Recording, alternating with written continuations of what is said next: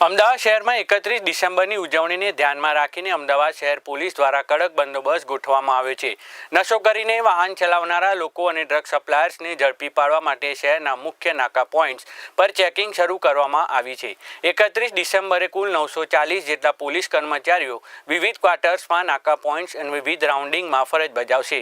રાત્રે 1 વાગ્યા સુધી ડીસીપી કક્ષાના અધિકારીઓ પણ ચેક પોઈન્ટ પર હાજર રહીને લોકોને ચેક કરશે. શહેરના મુખ્ય માર્ગો પર સાંજે 6 વાગ્યા થી 1 જાન્યુઆરીની સવારે 3 વાગ્યા સુધી ટ્રાફિક ડાયવર્ઝન કરવામાં આવશે અને ટ્રાફિક પોલીસ દ્વારા માર્ગોનું નિયંત્રણ કરવામાં આવશે.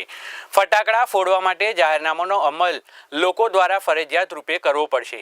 સુરક્ષાની વધુ ચોકસાઈ માટે 71 જેટલી સી ટીમ સ્થળ પર રહેશે તેમજ 443 બ્રેથ એનાલાઇઝર દ્વારા નશો કરીને વાહન ચલાવનારાઓનું ચેકિંગ કરવામાં આવશે.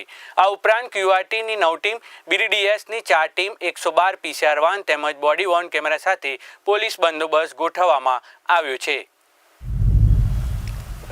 31મી ડિસેમ્બરે કુલ 9040 જેટલા પોલીસ અધિકારી, કર્મચારી અને હોમગાર્ડ્સ ભીડભાડવાળા વિસ્તારોમાં ટ્રાફિક નિયમનમાં તેમજ નશાકારક દ્રવ્યોની જ્યાં ટ્રાન્સફર થઈ શકે એવા પોઈન્ટ પર પોલીસ બંદોબસ્ત ગોઠવવામાં આવ્યો છે અને રાતે 1 વાગ્યા સુધી તમામ ડીસીપી કક્ષાના અધિકારી સુધી તમામ રોડ ઉપર રહે એ રીતના સીપી સરે સૂચના પણ કરેલી છે અને હાલમાં એ સૂચનાનો અમલ પણ ચાલુ છે. આ ઉપરાંત 31મી તારીખે રાતના 3 વાગ્યા સુધી તમામ અધિકારીઓ રોડ ઉપર રહેનાર છે.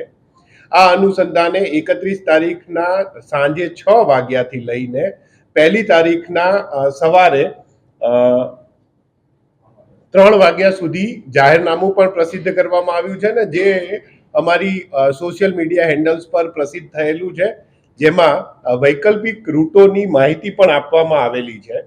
કુલ 71 જેટલી સી ટીમ જે મહિલાઓની સુરક્ષા માટે સ્પેશિયલ ડિકોય ગોઠવી અને ભીડભાડવાળા વિસ્તારોમાં અને 31મીની ઉજવણી જ્યાં થઈ રહી હોય ત્યાં એ સેવા બજાવનાર છે.